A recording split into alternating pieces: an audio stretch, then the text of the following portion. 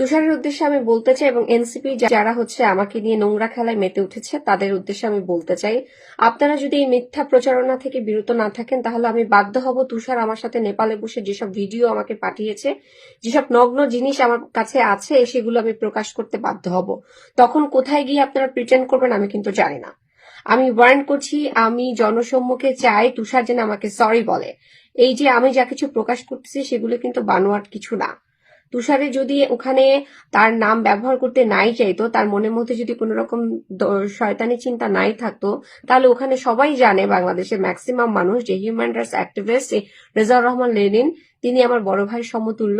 আমি তাকে সমস্ত কিছু শেয়ার করে, এবং আমার এই বিপদে শুধু ডিবির লোক না, এনসিপির লোক না, লেনিন ভাই সেদিন উপস্থিত ছিলেন। তাহলে আমার গার্ডিয়ান হিসাবে যদি গার্ডিয়ানের নামই হয় তাহলে লেনিন ভাইয়ের নামটা কেন দিল না? সেখানে সাদিয়া উপস্থিত ছিল, সাদিয়া নারী নেত্রী এনসিপির, তার নাম কেন দেওয়া হলো না?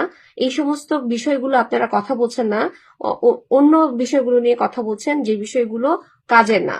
যদি আপনারা আমাকে সরি না বলেন, দুঃখ প্রকাশ না করেন, ভুল করেছেন সেটা স্বীকার না করেন, তাহলে আমি বাধ্য হব আমার কাছে তুষারের যে সমস্ত ভিডিও এবং ছবি আছে সেগুলো প্রকাশ করে দিতে।